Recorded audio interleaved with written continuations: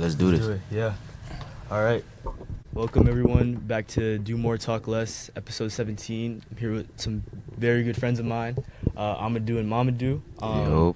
You know, we went to on a service, or not a service trip, but a research immersion trip to Ghana together, and became really close. And we want to just tell our stories and what we learned and what we took away from the trip. So Amadou and Mamadou, thanks for coming. And if you guys don't mind introducing yourselves and talking about where you're from, major at BC, maybe what made you want to come to BC and go to Ghana as well. Yeah.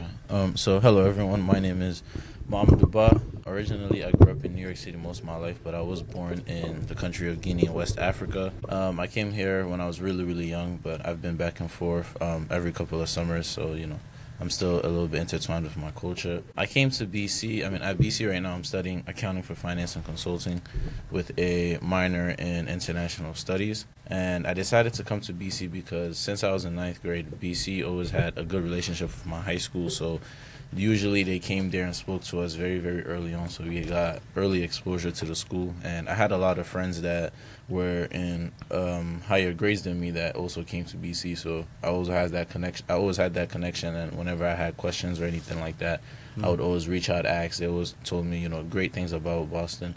Because I really was never considering Massachusetts, but I got a good financial aid package here, and I decided maybe leaving the New York City life might be something good for me. I get it. Yeah. My name is Amadou. I'm currently a senior at BC studying economics with a minor in finance. Part of the reason, first, my parents are immigrants from Mali, but I was born and raised in New York all my life. Part of the reason why I wanted to come to BC, I will not lie to you, I don't have like an actual genuine reason why, I spoke with my counselor, they gave me a set list, BC was on the list. She really wanted me to come to BC, and after researching it, for a little bit, I was interested, but I could say I really didn't regret my decision until I came on campus, and I actually had those experiences. Right. And I'm glad that my counselor actually pointed me in the right direction. So yeah. That's what's up. Yeah. So both of you guys are from New York. Yeah. Talk about like what parts of New York each of you are from. And I kind of want to see like kind of the different cultures between the two, like different areas, because I know like each borough is different in New York and stuff. So Mamadou, if you want to start. Yeah. At first, I lived in Queens and a place called Left Rack City for a while. Okay. But then I would say most of my upbringing, I grew up in the Bronx. I went to school in the Bronx. Part of elementary school, middle school, and high school. I ended up going to high school in Harlem, in Manhattan. Right. But for most of the time, I grew up in the Bronx pretty much my whole life. So that's kind of like, I guess, the culture I was exposed to. It's somewhat similar to like other places, maybe like Harlem, but it's also extremely different. Yeah. Okay, cool. Yeah. I was born and raised in Harlem all my life. What's Harlem like? Different cultures. A lot of black people, of course, but for me, it's still a melting pot, though. I will say, you have Spanish Harlem all the way on the east side. You have your West Africans all the way on the west side of Harlem. You go uptown a little bit, you'll find the Dominicans. Yeah, it's just a very, very complex. It's just a large melting pot. I went downtown for school, though. That was interesting in a sense where it's just, it's just a bunch of company. It's downtown, so it's just a bunch of companies there. Yeah. You just see a bunch of middle-aged people working constantly, going to and from work. Yeah. Got you. Yeah, because I know Harlem like has a lot of history, attached to like Langston Hughes and like a lot of artists, a lot of music coming from Harlem as well. Is that like something that's still like prevalent? Yeah. There, like you still see. If you walk around Harlem, you could usually find like a bunch of small museums where they talk about the history of it. Right. You can find like a Malcolm X memorial. I actually live by the Malcolm X Mosque that's on 116. Yeah. It's a mosque. That's one of the mosques that Malcolm X used to preach at. So yeah. That's dope. Yeah. And the Bronx, like, I go to the Bronx like a lot because I'm in Connecticut, so I'm like an hour away, and I just go for the Yankees games. I'm really in that area, and I toured Fordham before coming like to college as well, so I got to see that area as well. And like I've seen, so obviously some notable names come from the Bronx, like isn't A Boogie from the Bronx? Yeah, there's a lot of famous artists, but also like a lot of like creatives and like people that just do stuff in media and everything like that. Yeah. There's a lot of famous people that do come out of there. Yeah. Why do you think that is? I don't know. I think it's just New York City culture in general is like there's so much like just assimilation, just so much copy and paste to the point where like Right. when okay. people step out of that comfort zone or like try new things and kind of like branch out a little bit more, they have, I guess, opportunity for success because it's not many people doing the same thing. They do. But nowadays, it's like, you know, you could. I mean, back then it used to be like, you know, only a select few artists that were like well known in New York. But nowadays it's like everybody's a rapper in New York kind of thing. Yeah. Oh, I feel It's you, like yeah. certain If like you stand out, field- you really stand out. Yeah, exactly. Certain Yeah. fields are very saturated, but if you stand out, you're gonna stand out. Like, it's Gotcha. like I feel like there's a lot of like, you know, I feel like New Yorkers show a lot of love to other New Yorkers, but only if they validate it. It's like you can't be a bad artist and people will still show you love. It's like I don't know. They're brutally honest. But yeah, that's another thing. New Yorkers are very brutally honest. Everyone, in a sense, feels That's like good though. they're Very their good. own celebrity. That's another Okay. thing I will say. Everyone, in a it. sense, feels like they're their own celebrity. Oh. You could, you could probably see a celebrity or some, an influencer walking past on a train or something like that. And, they would pay them no mind. Yeah. I Just see. because like everyone is kind of, I'm not gonna say obsessed with themselves, but more about pushing themselves to become, the best version of Yeah. themselves. That's one thing I like about New York culture. Right. Everyone's Thanks to grit. just, It's like It's everyone hustle, there. yeah. It's always like that hustle mentality. it's literally the city that never sleeps. I feel like since like since a young age, like elementary school is like there's always been the idea of like competition and like, Mm-hmm. that's Oh, why like elementary, during the wow. summertime there's like summer league basketball games, but like these little kids are so young, but like this is their Their life. this is literally their life. So they just pour their hearts into anything they do, whether it's basketball, music, whatever else. Really, people that want to pursue. Yeah, because I was gonna say like New York, like there's I don't know if it's, like definitely way back then, but I don't know if as much now, but it was like the place to go to make it in life, like make it Yeah, big. the You know, big you go to city. the big city. You go to the big city and you make it big. Like Mm-hmm. maybe that's what's trickling into like it's everywhere. It's not just like Mhm. Manhattan and Broadway and stuff like that. It's also in the boroughs and stuff as well, Very which is pretty much. cool. That because are you guys like did you guys live in like what parts? So you're Harlem, you're Bronx. Are you guys kind of how do I say like downtown? Are you guys more like midtown? Of the, It's more uptown. It's like at least Uptown. for the Bronx. Yeah. Like let's say like you're taking the trains, it'll be called Uptown. uptown. Yeah, you go there. It's not really like the nice parts of Manhattan that you see. It's just Yeah. it's a very very different lifestyle. Very Gotcha. different. Manhattan is the only like I guess past Harlem is the only place where you'll see like those sky rises and everything like that. I But see. beyond that point, everything else is just completely different. Right. Yeah. Who's that TikToker? Who's I think he's from New York, but like he's Trinidadian, I think maybe, and he's always like, "Yo, bro," like going to Starbucks all the time and like talking about like he does skits on TikTok, and he just like goes around and like does impressions of like a deli being at a deli and asking for $1 or some stuff like that, But he has like 500K. Like, I'm sure there's like many of Like, those. in there's a New lot. York, People and, take like, advantage of that, just like Yeah. what's around them, and they make a lot of like. There are a lot of comedians, like a lot of people that make Yeah. skits and like Yeah. just funny people in general, and it's just it's nice to see. I think. Yeah, for sure.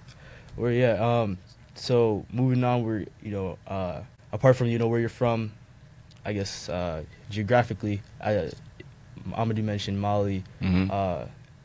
Amadou mentioned Mali, and you mentioned Guinea. You're Yeah. from Guinea. Are both you guys first generation students? Yeah. Yeah. Have you guys been back to Yeah. those countries Yeah. often? Yeah. The last Mhm. time I went, I think it was summer of freshman year of college. Yeah. And Yeah. would you say your community like back home is? Do you have a lot of African friends? Are your friends more like American Black? I think I have a lot more Africans because I don't know, the way I grew up in school is just I was surrounded by so many Africans just Word. in New York in general. Yeah. There are so many Africans, but also like coming to college has also been the same thing. I feel like the majority of people I know are they might be black raised here, but they identify as Africans. So it's just a lot of Nigerians, of course. A lot of Nigerians, but it's very very different. But at the same time, it's also somewhat of the same. So it's almost Word. like a comfortable feeling. Word, yeah. Okay. Yeah, I could relate to that. Same thing. Back yeah. in Mali, I wouldn't necessarily say I had friends. All my friends were like my cousins, because my dad he has like 7, 8 brothers, and so you could just imagine how that Right, trickles right. down. Everywhere, Yeah. That's all like, in New York. Are Huh? they all in New York? Oh no, they're all in Mali. Like that's what I'm saying. okay. The motherland. Yeah, I could say I have 20 different cousins that I call my friends. Got you. And then here it's like it's basically the same thing. I usually have a lot of African friends. I really considered some of them to be my brothers. I've basically known them all of my life, so it's kind of like that same community, that same family spirit that I have here, Word. because there are a lot of Africans in New York, And so New York and Boston, yeah, both places, both, yeah. Okay, tough. A lot of Africans in New York and Boston, and so, yeah, as I was saying, it's kind of like just having a family in two different worlds, basically. Yeah, that's great. That's great. Yeah, because I grew up like around most of my friends were African, like Ghanaian, Nigerian, and then there were no Congolese like people that were like friends, but I had my brothers, my sister. Those were like my siblings were always like my best friends, when growing up. So, like cousins like here and there around. I don't know, it was just always like I had my friends, of course, but like family was always just different. Like I'd like to spend more time with family when I was younger. But like BC was really that first, because there was like maybe one or two in my class, like in the classroom of like African students, and then like majority like is either Hispanic or white or Indian, Asian. And then once I got to BC, I saw larger, even though we're still like a big minority, but like there's way more diversity within like I got to learn about. I've never met anyone from Mali, for example, or Guinea. And there's more Congolese like myself, and then I'm learning about other cultures. Like we have people from everywhere. I feel like. Wait, which part of CT are you from? CT, New Haven. New Haven. New Haven, yeah. It is diverse. I feel like. Yeah. I definitely agree with It's that. big like Latino population there. Like that's the majority. Yeah. Crazy part is I never met a Nigerian until I got to Boston. Like that's the crazy part for me. And then next thing you know, I just know 100 different Nigerians. And I feel like there aren't as many Nigerians. More, I feel like Ghanaians and like just people in general from West Africa, but Nigerians specifically. So I just haven't met much Nigerians. A lot of them I feel like are in the DMV or like spread across the country. Or Texas. Yeah, Texas, Boston. Really, yeah. Yeah, in New York there really isn't too much frequent ones. At least ones that I know. From what I've seen, yeah. Got you. Yeah, that's cool.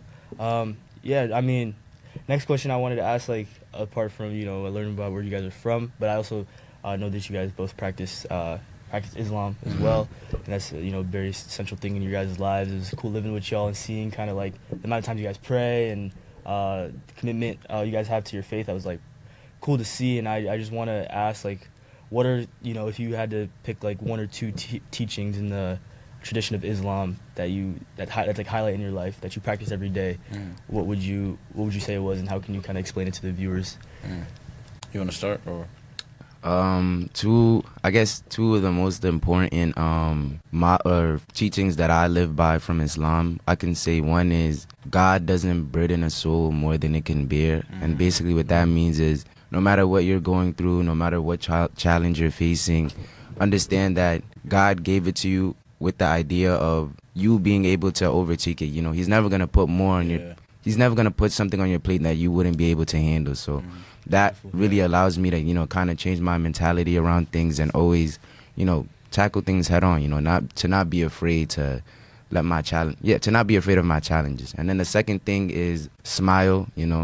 In our religion, it's basically like the Prophet Muhammad sallallahu alaihi wasallam, basically he was a man that always smiled, and I guess the idea behind that is to spread joy to everyone. You never know what a person might be going through, but something as small as just seeing a person smile could really change a person's whole mood, change the way that they think about something.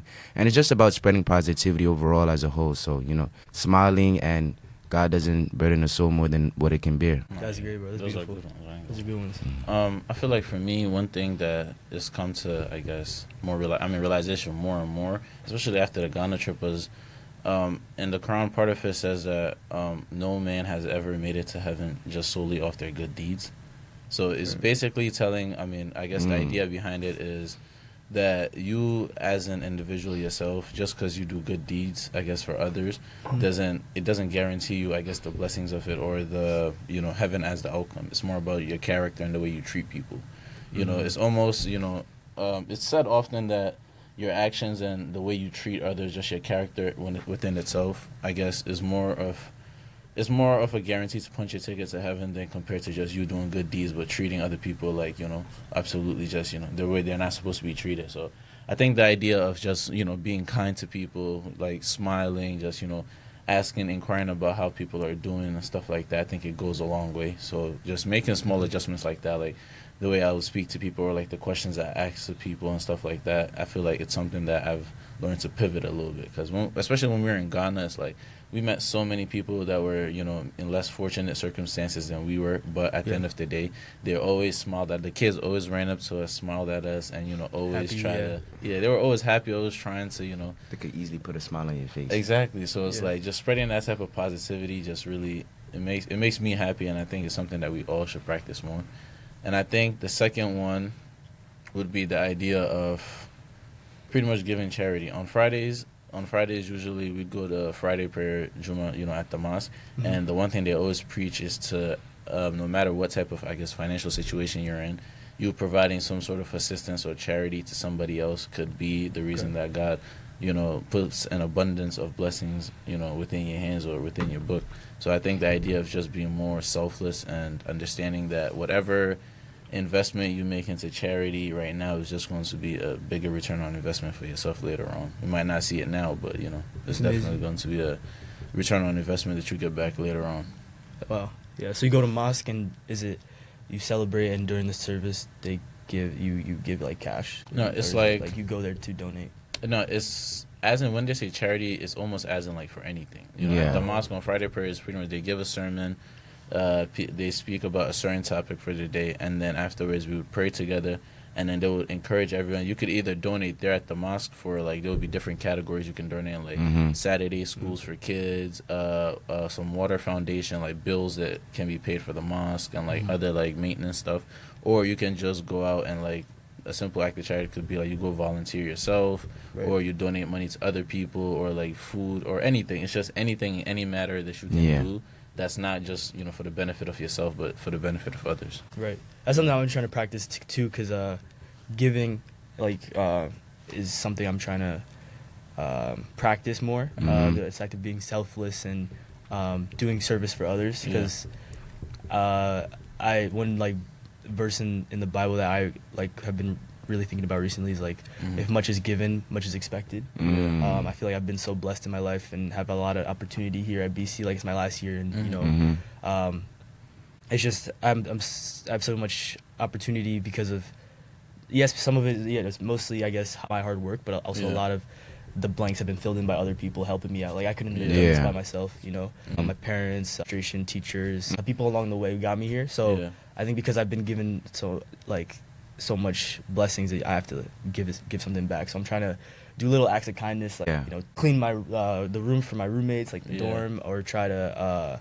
you know, even just an act of service could be something small, like just giving someone a compliment. Literally. You know, just it could be financial as well. It could be just calling someone you haven't talked to in a while. Like, it's just so many, and it's definitely been coming back to me in a lot of ways. I feel like it's because you think like, oh, I'm losing something, but you're losing it, and if you do believe in God, it's like it's not really a loss. It's not a loss. Yeah, you're doing good for someone else, and something good it'll like even if you believe in karma, like karma is gonna come back and do good for you. So I definitely has been a positive, something positive that I implemented in my life. And you know, that's cool that you bring that up. Yeah, especially I think in college, it's a little difficult. We're all caught up on our own. Right. Like, oh, I gotta do class, class, this, that. When you take a second to like, all right, let me sit down and step kind of like outside of your own shoe and just, you know, and think about, I guess, others. It makes you feel like, damn, it's like I'm spending too much time just worried about myself. If I would just spend just a fraction of that time worried about something else, it's like, oh man, life could have been so different, or my perspective on things could have been so different. No, definitely. Yeah, I agree. We also like, because we're trying to get jobs, like we don't have much to give, you know, right now. But like what we can give, it's like, you know, those little things, they count, you know. Yeah. Which is good. Yeah, no, that's cool. So next I want to get into, you know, the big theme of the podcast today, which is Ghana, the trip that we went on. So for the listeners, to give a brief summary of what it was about. We took 2 weeks of our summer in July to go to Ghana, Kumasi, and Cape Coast to conduct, I guess, or immerse ourselves in the culture and really see the top topics that we researched prior to the trip. Leading up to it, we wrote literary papers about different topics. Mine was related to healthcare. Some people wrote about economics. Some people wrote about family lineage and kinship, things like that. And they were very specific topics, but they were really cool to kind of learn about the culture and kind of do something that we were interested in as well. But when we got there, it was more so being, I guess, with the people, eating the food, seeing museums, seeing some historical impacts on the country, and seeing, just the day-to-day life of Ghana. And we were able to go to universities, schools of medicine, schools of pharmacy. We got to see some zoos. We got to see some great museums from like there was a lot. We saw everything. Historical figures like W.B. Du Bois, Kwame Nkrumah as well, and it was just it was an amazing time. Also had reflection every night just to like wrap up and reflect on the day, and it was an awesome time. So, I guess first question I want to ask you guys, what were your research topics, both of you, that you did? Mine was That's a great question. Mine was about it was life and death in Ghana. So it was pretty much I was exploring, researching the ideas behind just how life and death is treated so much differently over there than compared to the rest of the world. Because usually at funerals you're supposed to be, I guess, sad and just upset that the person has departed. But over there it was almost like a celebration, and then they had the custom coffin. So whatever kind of what your occupation was, that's kind of like they would make a coffin that would be custom to that, and that's the thing you'd be buried in. So I think one guy, he was a fisherman, and his casket was a fish, and it's like it's not even ironic. It's very, very straightforward. Wow. And then there was a guy, I think he was was he like a man, like a wood, like what's the word? The people that make stuff out of wood. Oh, carpenter. He was a carpenter, and he ended up, they literally just put him inside like a tree. And it's like it was built. It's like it's so interesting because and then they would have the dancers, like the people that would carry the coffins, and like the videos. They would wear suits and they would dance to pretty much do like a celebration of life. And it looks so like interesting. It's like I don't know if that would be something I would ever see at a regular. I mean, just a funeral out here, but to see it live, not live over there, but to see it and research about it, it makes sense why they're kind of celebrating the life. It's almost like this person has endured so much throughout their life. Instead of mourning their death, let's just also celebrate the great things they've done. That's dope. And that's unique to Ghana, like just specifically Ghana, or is it like West African or? It's in other cultures as well, but specifically Ghana is the only culture I've seen where they do the custom coffins and the dancing. Gotcha. Okay. Cool. Amadou, what about you? Mine was essentially about. Mine was about the economic and community development, or my research topic was economic and community development. And I wrote specifically about Ghana's cacao industry, cacao industry, and essentially how they were kind of, fighting back against those large Western corporations that use African cacao. Cacao, basically, in order to make the chocolate and everything that we eat, Hershey's, Kisses, anything chocolate that you eat, Twix, Snickers, majority of it usually comes from Ghana and Cote d'Ivoire. And so, I wrote about how like they were basically putting in new laws that essentially would charge these large corporations more for it in order to be able to help the farmers that grow these, the farmers that grow these farms. And it was just inspiring to me to see how like Western African countries were starting to fight back against my view of modern day colonial. I can't speak. Colonial. Well, you know what? Y'all know what I mean. Y'all know what I mean. Imperialism. I'm gonna change the word. That's dope. No, that's dope. Great topics. That's really cool. And then I wrote about adolescent mental health care in Ghana, and I guess my focus was like Ghana's views on sexual health care, like reproductive, like things like birth control, and views on and how that affects a certain age group, and like birth control, like things like condoms, and how that's not really provided for students or people of that age group, because there's a lot of stigma towards like if a child is sexually active at that time, they're kind of like outcasted or banished from their families and things like that, and that leads to a lot of depression and anxiety. Teen pregnancies are very common in Ghana as well, and students or young people are sometimes committing suicide or going in dark paths because it's just like once they find out that maybe their daughter is pregnant, or they find out their son is sexually active, like they're just left to just be you're a man now, so you're 13 years old, but you're just left. And like I guess that was what my research was. But when I got there, I really just going to the meds, this university was cool because I was able to talk to that doctor about some psychiatric issues that happened in his hospital that he was running, which I guess we'll get into the different stories. But he kind of explained that most the mental health for young people are women. Women are the biggest population of, I guess, people that come for psychiatric issues, and as a lot of it has to do with like either sexual related activity, like within either being abused or having a teen pregnancy, being outcasted by their family, and the views on that. So, yeah. Next question I'll ask is, going into the trip, what did you expect Ghana would be like, and did it live up to what you thought in your expectation? For me, I feel like, Ghana was the first country I ever visited outside of my own country of Guinea. So for me to go to another African country, it was like, I was kind of like, all right, it's probably similar to my country of Guinea and everything like that, just the way the atmosphere is, the people are. But when I went to Ghana, I felt like such a foreigner at first. It was like, oh man, like, yeah, I'm back in Africa, but like every country is so different. It's not like they can speak my native language or can speak French over there in Ghana. Right. The culture was so different, but it was also like, it was so refreshing to see another part of Africa that wasn't just my own. And it was like, while I was there, it was just, the whole experience was just enjoyable. It was like, oh, like, this is cool kind of thing. I didn't expect Ghana to be this way. And especially because, it was kind of like the first time we ever did this trip, the first time BC ever did the trip. It was a little bit scary going in because there was so much uncertainty and, like, a lot of unknowns, a lot of unknown factors that we just weren't sure of. But I'm glad that, like, most of us were adaptable and we can just, go with the flow of things. So everything turned out, okay for us. So, at the end of the day, I feel like I'm happy. Yeah. For me personally, I could say Ghana was everything and more. Before this, the only two African countries I visited was Morocco and Mali, and so it was just like Ghana. Everything about it was just great. The food there was great. I gained like 10 pounds within 2 weeks. Amazing, bro. The museum, there's so much history there that you can learn from, and it's like, even during our time there, I feel like we could have learned more, but we just didn't get the chance to. Hopefully one day we get to go back, really get to see Ghana through and through.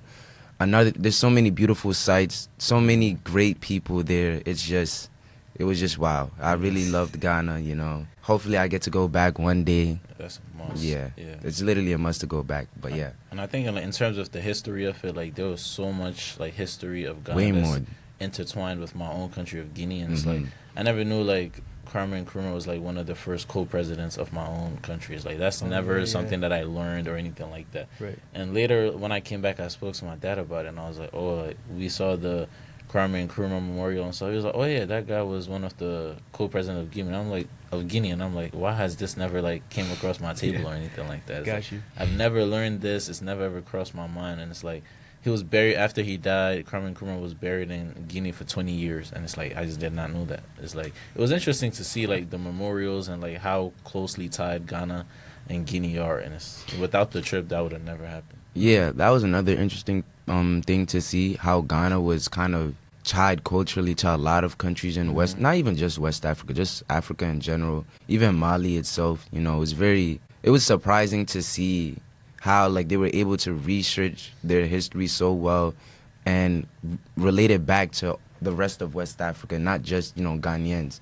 And so that's one thing that really stuck with me during the trip. Sure. No, yeah, I learned a lot that I had no idea about when I got there. Like, even President Lumumba, who was a very big part of Congo getting our independence, worked closely with Kwame Nkrumah, seeing him in his museum too. I text my parents, like, oh, this is, like, in the museum that I was at today, and then they explained to me the history that I had no idea about. Like, same with you, like, with Guinea and stuff. Like, Ghana's played a big role in a lot of ways, and, like, in a lot of, it was, the slave coast, or the Gold Coast, as they called it. Like, a lot of negative history happened there, and a lot of, like, great history happened there. And it's a small country, but it's very important and central to a lot of African history. So it was pretty cool to learn about that, for sure.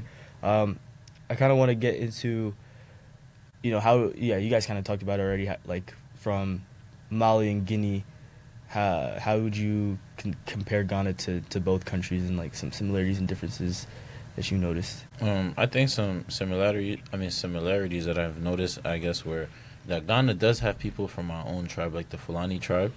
Like I've heard like people speak, but I can't recognize the language fully because I realize that there's different dialects of the Pular language from the Fulani tribe.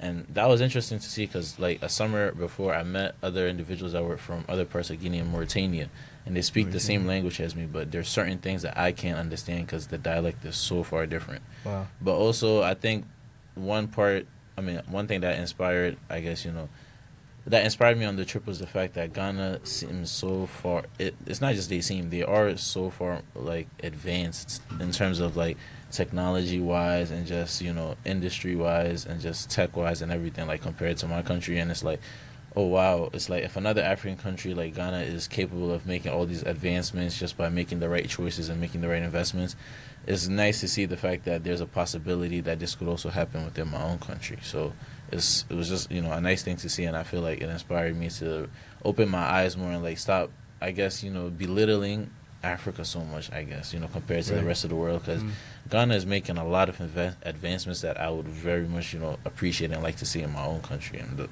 in that space. Awesome.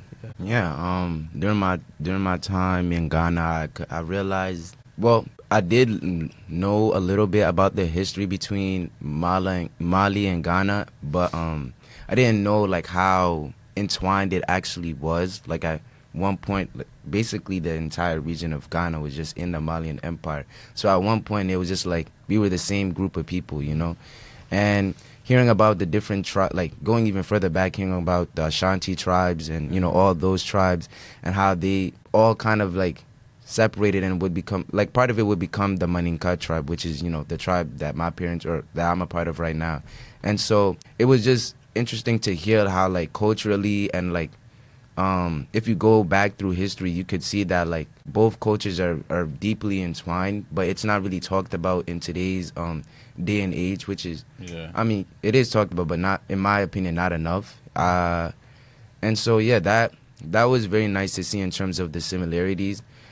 In terms of differences, really much of what Mamadou said, I like the fact that Ghana has been able to continuously, steadily advance. I like the fact that they've been, putting so much emphasis on their education and research in order to further develop Ghana. And that's one thing that I told myself that hopefully one day I could bring back to Mali, put a big emphasis in that education, in that research, so that the people there could really know a lot more about not only their history, but the history of West Africa in general. And from there, you can start from there, continue to develop as a country. Because I feel like one of the big things that stop nations as a whole from being able to achieve their highest potential is you have to have a good understanding of who you are as a people, as a culture, and what your past was like in order to be able to reach the heights that you're able to achieve. Yeah, and to Amadou's point, I think one person that we met during the trip that really emphasized that was that professor at the university that we went to. He was like himself and 3 other, I guess, students or professors were in a cohort that went to, was it the United States they came to study to? Yeah. They came to study here in the United States. I think it was like 4 years or 6 years.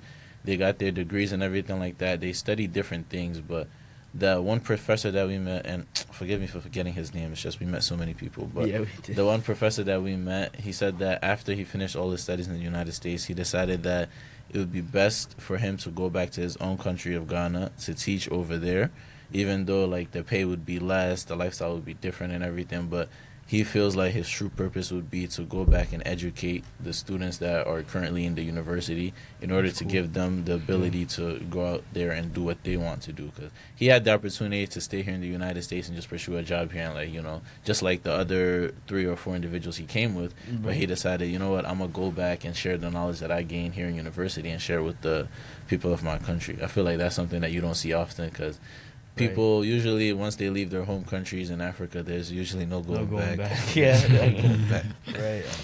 Like, I guess our parents, right? In Yeah. a way. But now all we they go back want to to do visit. is go back. Yeah, exactly. yeah. Ask the kids, right? Yeah. That's one thing I've noticed a lot too. There's been a shift, like throughout my life, there's just been like a big shift in the view of migration to Africa.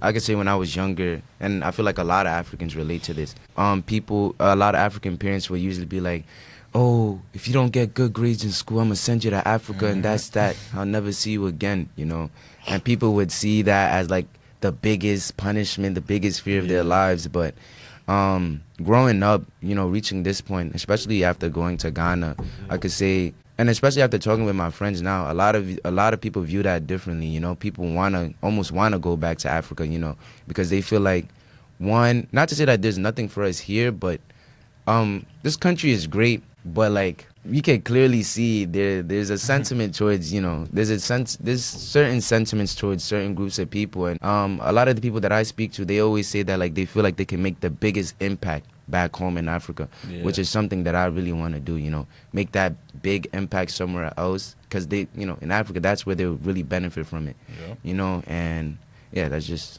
dope. That actually connects perfectly to my next question, actually. So, the theme of this podcast is, it's called Do More, Talk Less, and it's, trying to kind of motivate people to do what they say, and, put action if you want things to change, if you're in a bad place mentally, physically, whatever it is, you should do more and talk less, really get it done, and nothing happens if nothing happens, and that made me think of someone that we met that was actually very impactful for me personally. You guys can share if she had a similar sentiment, but one of our tour guides, Aisha, that we met at the W.E.B. Du Bois Museum.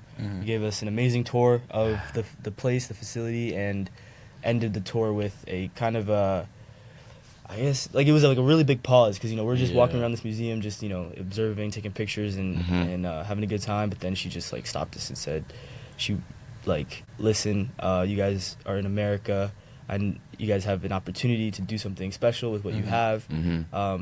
And Africa, she didn't like say we were like suffering specifically, but she just said, like, you can help us. Like, there's so much work to be done, and you can help us. You guys are on she said TikTok. I remember she said TikTok. You guys use TikTok all the time.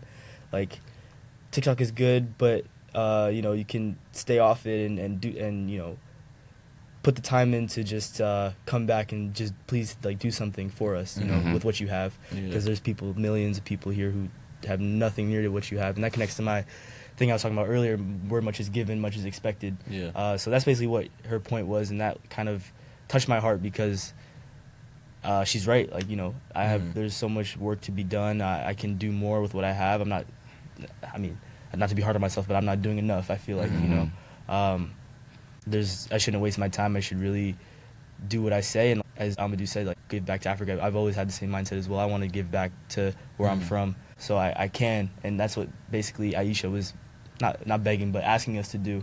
I thought that was just, like, special. So, what feelings came up when she said this for you guys, and how do you guys think you can fulfill her request in any way, small way? And I guess. I think one thing that made her I guess her tour so impactful, and just everything she said hit home so much, was the fact that she wasn't asking us to, like, financially help the country, but she wants us to care, because when you're in your own bubble here in the United States and stuff like that, you're caught up in your own world. Everything's such a comfortable feeling. You feel so comfortable and, like, just so used to your own routine and everything. But once you become comfortable with being uncomfortable, like when we went to, like, the hospitals in Ghana and stuff like that, and it's like you're seeing stuff you've never seen before. You can see how it's underfunded. People are on life support just because there's the lack of resources. What she was really, really asking us to do was to care, not just for ourselves, but to care for the places that we come from and the countries that we represent. So she wanted us to use the knowledge that we have, the education that we've gained, and just spread that knowledge to other individuals that are within the country. So I think her idea of, when she did that big pause, we were standing in the room where it was the burial site of W.E. Du Bois' final resting place. Yes. We saw the great impact that W.E. Du Bois did. He left the United States at such a, elderly age, went to Ghana to work on the Encyclopedia of Ghana, and he took time out of his life, and he he didn't care about everything that was going on within his own life, but he took the initiative to go and do something else for somebody else, kind of thing. Yeah. So I think her message of saying it doesn't have to be financial responsibility, but just having the space in your heart to care for others and not just be selfish in your own way. I think that's what made her message really, really hit home for me. So Sure. it made me feel like, damn, it's like I'm spending all this time trying to pursue all these things in life when I can be doing the bare minimum to help somebody else just by maybe like opening up like my inbox or like an email regarding something that's not related to myself or school related. Let's say like if I were to connect with somebody in Ghana and spread the same knowledge that I'm learning in finance here and spread it with them, they would be able to use that knowledge more. I feel like they would be able to use that knowledge with more purpose than I would personally. Now you got it spot on. That's dope. That's good. Yeah. Aisha, wow, she left like a big I don't know, she would just forever be ingrained in my mind. I really loved the speech that she gave. It was such a heartwarming speech because it really makes you it really makes you think it really forces you to care in a sense, because she was, prior to that, she was saying, she used to do tour guides, but she stopped doing that because she felt like every time she was talking and, telling people about the history of W. Du Bois, that, it was kind of just going down like a empty hole, for it to just not, people weren't caring. And, that's why she stopped. But she said when she seen us, a group of college students from the U.S., majority of us African at least, she said that, she couldn't help but just, try one more time at least. And so that was special. That was really special to me because I really took what she said to heart, especially because my pops, growing up with my pops, he's been saying the same thing. He always told me, you don't have to be the biggest millionaire. You don't have to have the craziest idea to help people in Africa, Even like those, what do they call them? Those bins that, that you fill up with stuff, those big blue bins. Blue bins that they use. Yeah, those big blue bins that they send back to their home country. Even if you just give up something that you don't use, it's something as small as that to just show that you care, because what we may not care about, they would care about 10 times over, And so it really just starts with caring, because once you care, that's when you have that empathy in your heart to help. And I really want, I don't know if she's ever going to hear this, but I really want to thank her. Yeah, no. And she did her thing. I would definitely hold myself up to what she said. Yeah, forever ingrained. I feel the same way. I just, when I think Ghana, she's always, I think about all the times we had, but then she's always part of that, memory, Right. And I think for me, as I said, it makes me just want to just try harder and do more. But I think my sense of action, similar to what Mamadou said, just doing small things in a big way, I guess. Can go a long way. Doing small things can go a long way. I want to get for anyone listening, you could be maybe inspired by this to do something yourself. But I think how I'll fulfill her, I guess, wish for us is to get all my siblings and cousins that live in the States here. There's maybe 7 of us total. I have 3 siblings, and then my dad's brother there's 3 of them. So there's 7 of us total. And then if we all put in $10 of our money a month and send it to family back in Congo, because they're not as fortunate as we are over here. It's a big gap, And I think that, that's what, $70 a month. Can be, That changes a lot. It does. I think so. I think that's something. And even though it's my family, it's family is very important, and you shouldn't, being selfless, start somewhere. Yeah, start somewhere, exactly. And it can spread to even more things. The positivity can grow. Yeah. So, I'm saying this, do more, talk less. The irony in that, I'm saying it, but I'm gonna do it. I'm gonna do it. So. That's my plan. That's great. That's dope. Next question I wanted to ask is, so what's one way, if you had to wrap up the trip and say how it shaped or defined, or one thing that you can take away from the trip and you came back and has shaped you, and you had to describe it maybe in a sentence or two, what would you say that is? It could be a moment too. You can talk about Aisha, you can talk about her again or something else. Yeah. But how has how have you changed from before the going, you know, at an airport in Logan to coming back in the airport in Logan? Like, what changed, do you think? I feel those like 2 weeks. I feel like I really, really needed that Ghana trip. I feel like, you know, for the months that were leading up to the Ghana trip, it was just so much was going on in terms of school-wise. I feel like a lot of people were stressing about their futures, whether it was jobs, internships, and everything like that. So it was really like I was caught up in my own world for a very, very long time. This kind of started consuming me. I felt like I was being burnt out. But then when the trip came, it was literally came at the perfect time. It was like almost like early/midsummer kind of thing. And when we ended up going on the trip, it was like, oh man, 2 weeks away from school, away from work and everything like that feels amazing. But when I went there, it was like, it wasn't just like a relaxing thing. It was more of like my mind was still working, but almost like in a way that I enjoy it more. It's not worried about like internships or like jobs or anything like that. I'm worried about, you know, like the small things, and it's like, oh man, it's like this hasn't crossed my mind in a while because I've just been so consumed in my own lifestyle and everything. So when we were coming back, it felt like I almost feel like a sense of relief off my shoulders. Like, you know what, at the end of the day, everything's gonna be all right. You know, everyone we met over there, they just seemed like everything was going like so like or good for them. It's like everyone's so happy. Literally, everyone is so happy when they see us. It's like they try to spread that happiness to us. So it's like all that stress that I was stressing about prior to it literally meant absolutely nothing. So when I came back, it was like I felt like I was just living life, you know, living life a lot more. I was still doing the same things like work and stuff like that, but it had, I guess, better purpose behind it because it was like there's no reason I should be complaining about a small 8-hour shift. There's people that work from sun up to sundown kind of thing that I've seen them work in Ghana in the worst conditions. So it's like my life is so easy and everything like that. So let me just, you know, literally enjoy it. So it made me feel like I was living a lot more. Right. And you can, like, something that I appreciated. Yeah, like a chance to just be. Yeah, exactly. It's like every day you're thinking so far about, so far ahead or like so far in the past. When you're just living in the present, it's just, it feels better. That's awesome, bro. Yeah, I definitely relate to that a lot. I could say by the end of the trip, I became more of a Pan-Africanist for sure.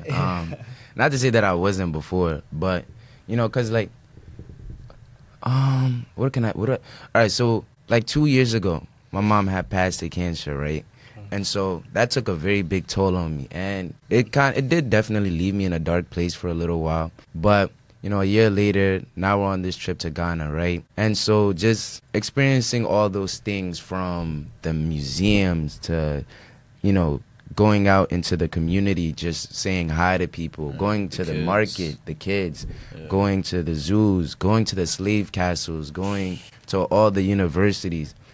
It really just, one thing it reminded me for sure of was my mother, because she was always the woman that told me, oh, make sure to look back to Africa. Africa's going to be such a great, prosperous place one day. You know, always look back to that place. And so seeing how, like, Ghana was approaching that potential and all of, like, the joyous things and, you know, all of those memories that I was able to experience there, seeing how Ghana was able to get there just reminded me of her. And in a sense, it made me double down on a lot of her wishes, as well as a lot of the values that I carry, you know, like having humility, showing empathy, because it's when you go out to Ghana and places like that, it really forces you to open your eyes and kind of just re-ground yourself, find who you really are again. And so if it's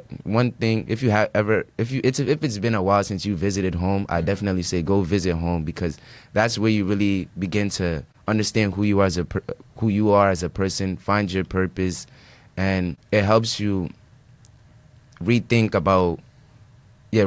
a lot of things in your life and make you see things differently. I definitely say go home, whether it be Ghana, it doesn't even have to be home. It could be a region around. Just go home. You know what I'm saying? Go somewhere. Find yourself. Find yourself, and then come back. You'll see that you have that motivation again, that spark, and you'll remember what you're doing it for. What you're doing it for in the end. Yeah. Right. That's dope. Yeah, it brings you back to like your why a little bit. Exactly. Like remembering your roots, like what your parents taught you. Like they say all these things, and then when you like kind of see it, you know what I mean? It's very different. It's different, and it's like makes you think like they were low key right, you know? Yeah, that's a lot one of thing. ways. We just didn't want to hear it. At the right, time. we just don't want to hear. Nah, it was also the way that they were saying it too. You know, maybe delivery. When they usually say it when they're mad too. Yeah, so it's like already delivery. You're not hearing them regardless. That's dope. I appreciate you both for that. That was really cool. So now that we're back, and we're seniors now. We made it. I can't believe we met freshman year in orientation. It's crazy. Us two, Abdul. Yeah. I still remember that day. It's crazy times. Came a long way, but now that we're back in its senior year, what's your guys' mindset going into the year? Wrapping up your BC career. For me, I used to say like during the summer, I'm like, oh man, I'm ready to go. Since I've lived the past like couple of days of the senior year, it's like, oh man, like once I'm done here, it's like there's no more summertime. It's just I'm working throughout, so it's like now I'm realizing like all of I'm ready to finish. Yeah, I'm still ready to finish, no doubt.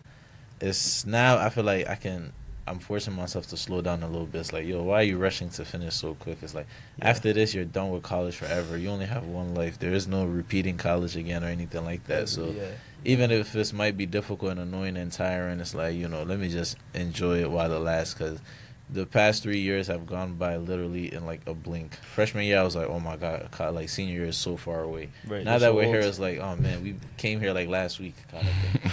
So now it's like more about, let me just relax, live a little bit more, enjoy college while it lasts and everything like that. Because once I'm out of here, is gone. It's like, it's just working, hopefully for the time being, and that's it. All the stuff that they told us like when we were freshmen, it's like becoming real now. Like enjoy it. Like before you know it, it's like, why were they right kind of thing. Yeah, they were right. Oh man, Amadou, how about you? Yeah, it's a lot of what Mamadou said. Really taking that senior year slow, enjoying everything that comes across my table. But then it's also like making the most of what I still can. Trying to help out wherever I can, volunteer wherever I can. Even if, or just doing certain activities or going to certain club events that I wouldn't normally go to. Side quests. Yeah, doing more side quests basically. I feel like that's how you can be able to get that full BC experience, and it just, if anything, it's not gonna hurt. It just helps you become a more well-rounded person. So that's really what I'm focusing my senior year on, and I'm trying to just really enjoy myself during this last year. That's fire. That's fire. I appreciate y'all. I mean, for me. I'm just enjoy myself and try to finish strong. That's always like what my family every time they called, like everyone that's called me just to say, oh, how's senior year going, or good luck on senior year. It's always been like at some point in the conversation, it's just like finish. This is your last year. Finish strong. Do the best you can. So I'm gonna do that, and also try to enjoy the last go with my people, and place that's meant a lot to me, I guess. And it's hard and it's been stressful, and I've not wanted to be here a lot of times, more than not, but like I do overall look back and I can smile, say it was a good time, and I have one more left, so just the big one. It's the big one, exactly. And we're gonna start off. Y'all started off with the B&B function last Saturday. Yes, I mean that was a good start, can't lie. Thank you. And we tried. Yeah, hopefully many more to come, and thank y'all for being here today. Thank you for having us. Yeah, no, of course. This is a great enjoyable, man. It reminded me just like the reflections we used to have every night. Yeah. Shout out Julia too, man. Yeah. Trip Shout out leaders, Julia. you and Julia. Shout out Julie. Man. We'll send her this for sure. Yeah. 100%. We have to. Getting married soon. Yeah. Check out. Wow. She's living life. Yeah. But I appreciate y'all. We shared that time, and it was great, like getting to know y'all better. 100%. And same. I knew y'all would be great for this, so I wanted to share the story with everybody, and I'm sure people would gain some great insight and knowledge from y'all, because y'all are really well spoken and very smart people. Yeah, y'all are We tough. appreciate the opportunity. Giving us too much credit, Yeah, Yo, this is nice to do. Thank you for having us on this. Being able to share our thoughts and experiences. I really enjoyed it. 100%. And I really hope this does impact someone's life in a positive way. Kind of going with that Aisha spirit. So yeah, that's the goal. But appreciate y'all. This has been Do More Talk Less, episode 17. Thank you. Tune in. Make sure to tune in.